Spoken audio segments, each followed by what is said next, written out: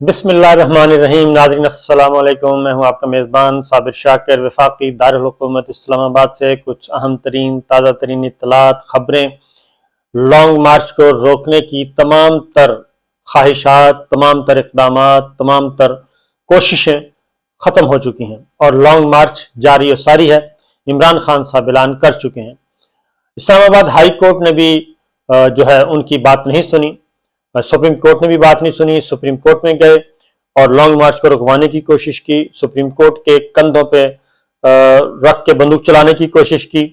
اعلیٰ عدلیہ نے انکار کیا اور بالکل صحیح کیا، کیونکہ یہ کھیل کچھ اور ہے اور اس کھیل کا حصہ سپریم کورٹ آف پاکستان بننا نہیں چاہتی۔ یہ سیاسی کھیل ہے اور انتظامیہ کا کام ہے، آپس میں پولیٹیکل پلیئرز، حکومت اور اپوزیشن کا کام ہے ایک دوسرے کو ڈیل کریں، کیسے کرتے ہیں کیسے نہیں کرتے، مذاکرات کریں۔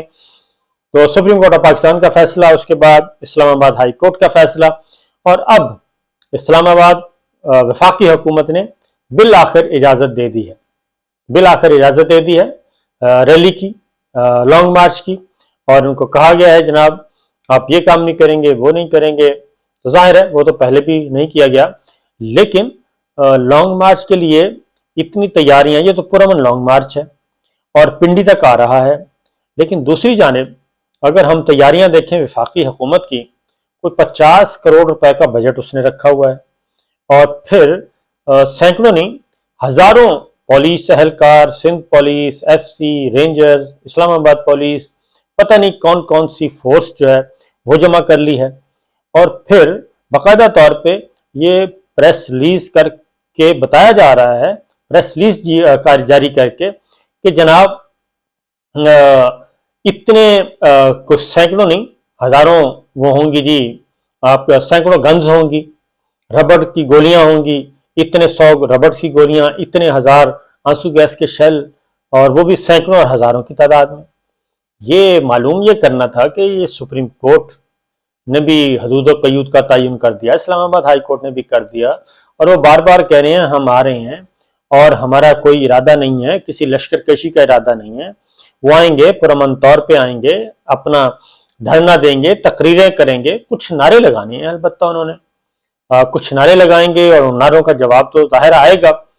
وہ یہ سارا کام کریں گے اور عمران خان صاحب کریں گے، کیونکہ عمران خان صاحب کو ریجیم چینج ہے، آر سی او ہے، وہ پورے کا پورا ایک سائفر ہے اور اس کا کلائمیکس ہونے والا ہے، اور سائفر میں کیا تھا، کس کا نام تھا، کیوں تھا، پھر یہ ہے کہ اسد مجید صاحب جو سفیر تھے ان کے ساتھ کیا ہوا، ان کو کس نے بلایا، کیسے بلایا، یہ سارے کا سارا ایک کلائمیکس ہونے والا ہے۔ اور پھر جناب 9 اور 10 اپریل کی درمیانی شب کو کیا ہوا، اور اس کے بعد چیف الیکشن کمشنر، یہ ساری چیزیں بہت سارے راز و نیاز کی باتیں ہیں۔ اور پھر یہ ڈاکٹر شہباز گل اور ہیں، عمران ریاض ہیں، جمیل فاروقی صاحب ہیں، سمیع ابراہیم صاحب ہیں، ڈاکٹر معید ہیں، شہید ارشد شریف ہیں، اعظم سواتی صاحب ہیں، یہ سب کے سب ہیں، اور یہ ناچیز بھی بیٹھے، ہم تو خیر خاموشی سے ایک سائڈ پہ بیٹھے ہیں، اور بہت ساری چیزیں ہیں۔ تو یہ سب کچھ انہوں نے آ کے باتیں کرنی ہیں، پاکستان تحریک انصاف ان کا حق ہے، اور یہ سب کچھ ہوگا، اور سر بازار ہوگا، اور دن کی روشنی میں بھی ہوگا، اور چاند کی چاندنی رات میں بھی ہوگا، بہت کچھ ہونا ہے۔ خیر بہرحال تو اس لیے یہ ساری چیزیں چل رہی ہیں۔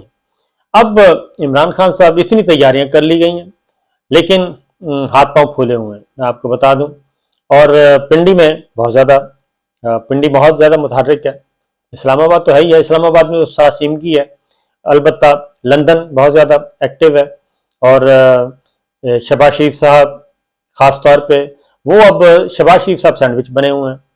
اب معاملہ صرف اتنا ہی ہے، اصولی سی بات ہے، میں آپ کو بتا دیتا ہوں کہ اس اصولی موقف میں آئینی اور قانونی تقاضے ہیں، اس آئینی اور قانونی تقاضے جو ہیں وہ پورے کرنے ہیں۔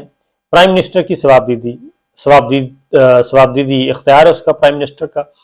اب سمری نے موو ہونا ہے، بھائی سمری کیوں نہیں موو ہو رہی؟ سمپل سی بات ہے، اس کا مطلب ہے کہ سمری اس لیے موو نہیں ہو رہی کہ سمری میں پورا پینل آنا ہے، اور وہ پینل پورا نہیں دیا جا رہا، ضابطے کی کارروائی پوری نہیں کی جا رہی، اور اس سمری میں پہلے 4 یا 5 نام ہونا ضروری ہیں۔ اس کی وجہ ہے کہ 2 افسروں کا انتخاب کرنا ہے، ایک chairman joint chief of staff committee اور ایک آرمی چیف کے لیے 2 عہدے ہیں، دونوں کا انتخاب کرنا ہے اور اس کے لیے سمری آنی ہے۔ اب مختلف طریقے سوچے جا رہے ہیں۔ اب پینل ایک ہی آتا ہوتا ہے، یہ پہلے کبھی بھی نہیں ہوا کہ جی chairman joint chief of staff committee کے لیے الگ پینل آئے گا اور آرمی چیف کے لیے الگ پینل آئے گا، یہ ایسا کبھی بھی نہیں ہوا۔ ایک ہی پینل آتا ہوتا ہے اور اس کو روکا ہوا ہے۔ اس میں یہ ہے کہ جو خواجہ آصف صاحب وزیر دفاع، اب ہو یہ رہا ہے کہ جی یہ کام ادارے کو دے دیں۔ ادارے سے کیا مراد ہے؟ ادارے سے مراد ادارہ تو نہیں، یعنی کہ آپ یہ کام دے دیں باجوہ صاحب کو، کیونکہ باجوہ صاحب جس کو نامینیٹ کریں بس آپ ان کو آرمی چیف لگا دیں، یہ بات ہو رہی ہے اور یہی تنازع چل رہا ہے۔ کیا مسئلہ یہ ہے کہ اگر یہ روایت آج سے پہلے کبھی نہیں ہوئی، جنرل راحیل شریف صاحب نے کیا آ کے یہ بتایا تھا کہ یہی نام ہے جی ان کو آپ آرمی چیف لگا دیں؟ ڈکٹیشن تو نہیں دی تھی، بالکل نہیں دی گئی تھی۔ اور پرائم منسٹر اس وقت تھے نواز شریف صاحب، اور نواز شریف صاحب نے جنرل باجوہ صاحب کو اپوائنٹ کر دیا تھا آرمی چیف، چوتھے نمبر پہ تھے۔ پہلے 3 میں سے ایک کو chairman joint chief of staff committee لگا دیا جنرل زبیر صاحب کو، اور باجوہ صاحب کو لگا دیا چوتھے نمبر پہ۔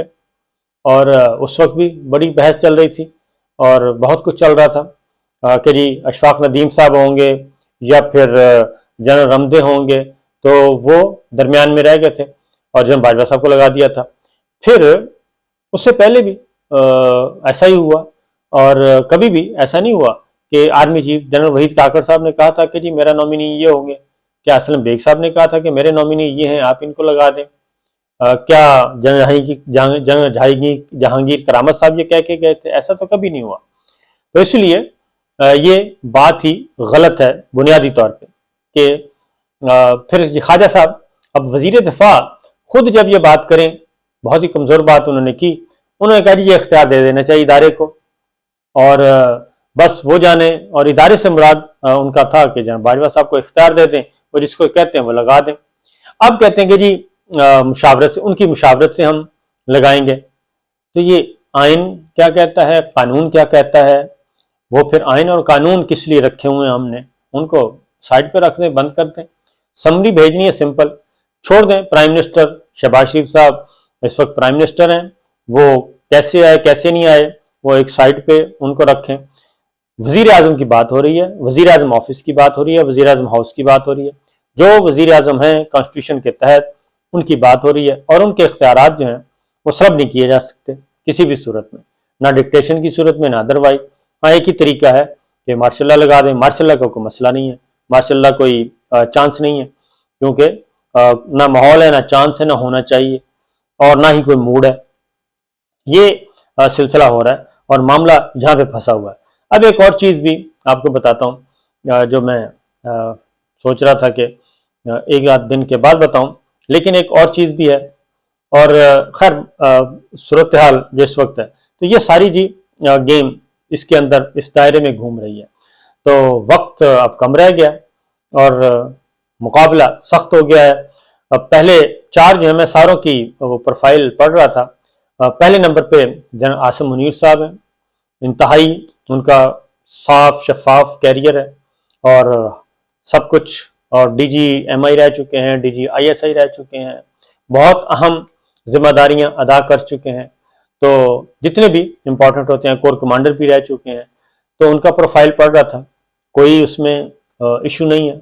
نمبر 2 پہ جنرل طاہر شمشاد مرزا صاحب، نیٹ اینڈ کلین، کوئی ایشو نہیں ہے، اور جنرل اظہر عباس صاحب وہ بھی اہم عہدے پہ، طاہر شمشاد مرزا بھی، تمام جو امپورٹنٹ پوسٹیں ہیں وہ اس پہ وہ ذمہ داریاں ادا کر چکے ہیں۔ جنرل اظہر عباس سب کچھ کر چکے ہیں، کوئی ایشو نہیں ہے۔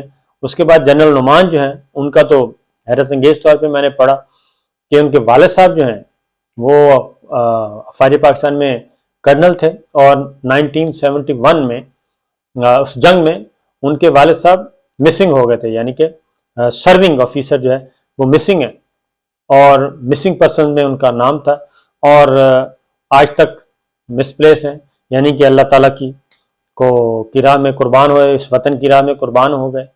تو یہ ان کا بالکل ہی حیرت انگیز طور پہ، وہ بھی انتہائی اہم عہدوں پہ فائز رہ چکے ہیں جنرل نعمان جو ہیں۔ اس کے بعد جنرل فیض صاحب آتے ہیں، کسی تعارف کے محتاج نہیں ہیں۔ جنرل عامر صاحب ہیں، کسی تعارف کے محتاج نہیں ہیں۔ تو یہ سارے کور کمانڈرز موجود ہیں، ایک پروفائل ہے ان کا۔ تو پھر یہ کیا مسئلہ ہے کہ پک اینڈ چوز کہ جی وہ کہہ رہے ہیں کہ ان کو لگائیں ان کو نہ لگائیں؟ یہ مجھے ابھی تک سمجھ نہیں آ رہی کہ یہ آخر کیا وجہ ہے، کیونکہ پرائم منسٹر کا اختیار ہے اور اسی کے مطابق سمری آتی ہے۔ تو یہ ہو چکا ہے جی، یہ گڑبڑ چل رہی ہے اندر خانے، اور اسی کو حل کرنے کی کوشش کی جا رہی ہے۔ اور پہلے وہ تھا کہ جی مذاکرات ادھر ہو رہے ہیں، لندن میں ہو رہے ہیں، مشاورت ادھر ہو رہی ہے۔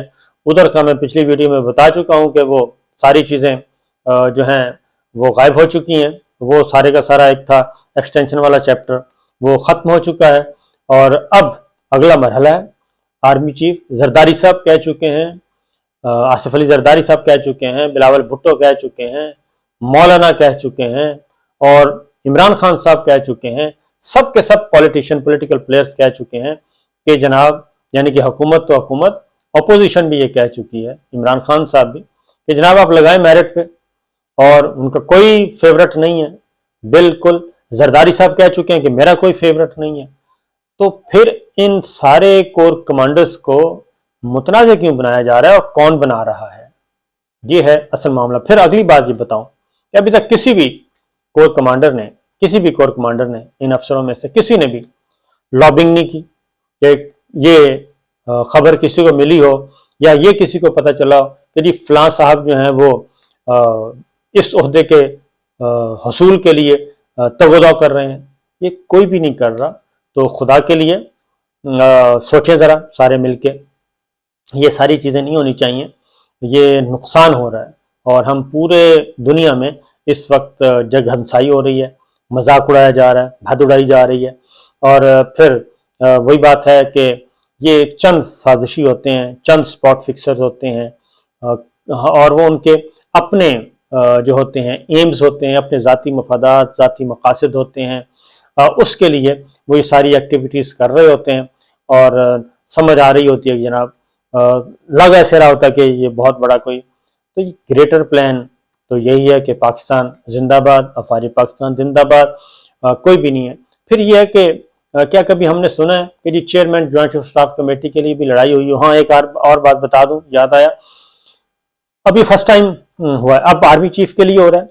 یہ جب جنرل زبیر صاحب ریٹائر ہوئے، ان کی مدت پوری ہو گئی، تو جنرل زبیر صاحب کی بھی کوریج رکوائی جاتی تھی، جنرل زبیر صاحب کی کوریج رکوائی جاتی تھی باقاعدہ طور پہ، وہ ایک الگ داستان ہے۔ حالانکہ chairman joint chief of staff committee تھے، اور 27 فروری اور جو ہم نے پاکستان نے جواب دیا تھا ابھی لندن والا، اور اس میں جنرل زبیر صاحب کا بڑا فٹ رول ہے، بڑا فٹ رول ہے، اور وہ ایک انشاءاللہ بتائیں گے آپ کو۔ اور جو ناکو چنے چبوائے دشمن کو، اس میں جنرل زبیر صاحب کا، جنرل بلال اکبر صاحب کا بہت فٹ رول ہے، ایک آدھ جنرل اور بھی ہیں، وہ بھی میں آپ کو بتاؤں گا۔ تو اسی طریقے سے یہ جب جنرل ندیم رضا صاحب کی جو اپائنٹمنٹ ہو رہی تھی، جاتے جاتے آپ کو بتا دوں کہ جنرل ندیم رضا صاحب کی جب اپائنٹمنٹ ہوئی اور نوٹیفیکیشن ہو گیا، تو آپ حیران ہوں گے کہ اس پہ رپورٹرز کی، جس رپورٹر نے یہ خبر دی، اس رپورٹر کی باز پرس کی گئی، اس کو آنکھیں دکھائی گئیں باقاعدہ طور پہ، اس کو نوکری بچانا بڑی مشکل ہو گئی تھی کہ جناب یہ کیسے آپ نے خبر دے دی، یہ کیسے لگا دیا گیا جنرل ندیم رضا کو، یہ کیسے چیئرمین جوائنٹ چیف کمیٹی بن گئے؟ ہم نے کہا کہ پرائم منسٹر نے بنایا، ہم نے تھوڑی بنایا۔ ان سے جا کے پوچھیں کہ انہوں نے کیوں بنایا جنرل ندیم رضا کو چیئرمین۔ تو یہ بھی ہوتا رہا ہے۔ تو بہرحال اللہ تعالیٰ کرم کرے گا جی انشاءاللہ۔ آئندہ یہ 5-7 دن جو ہیں اسی میں سب کچھ ہونا ہے، اب تو کوئی گنجائش نہیں رہے گی۔ اجازت دیجیے، اللہ حافظ۔